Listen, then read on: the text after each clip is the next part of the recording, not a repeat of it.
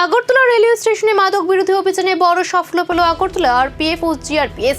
Parking এলাকায় সন্দেহভাজন এক ব্যক্তিকে আটক করে তার কাছ থেকে বিপুল পরিমাণ গাঁজা উদ্ধার করা হয়।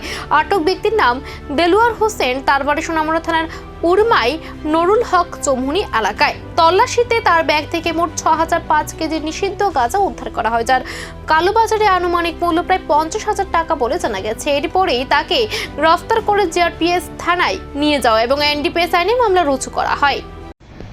আজ আগরতলা জিআরপিএস এর অফিসার পঙ্কজ কুমার দাস এবং আরপিএফ স্টাফ মিলে আমাদের রুটিন চেকআপের সময় একজন সন্দেহজনক লোককে তার পিট্টু ব্যাগ সহকারে আটক করা হয়। জিজ্ঞাসাবাদে জানায় তার নাম দেলোয়ার হোসেন, তার বাড়ি সোনামুড়া থানার অন্দরে উরমাই এলাকায়।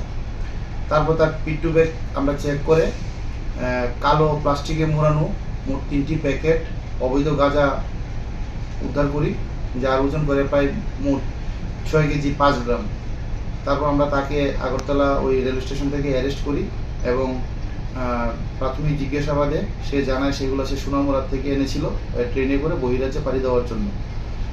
তার বিরুদ্ধে আমরা একটি এনডিপিএস ধারা আগরতলা জিআরপিএস একটি মামলা গ্রহণ করেছি এবং তার ইন্টারোগেশন চলছে। ধন্যবাদ।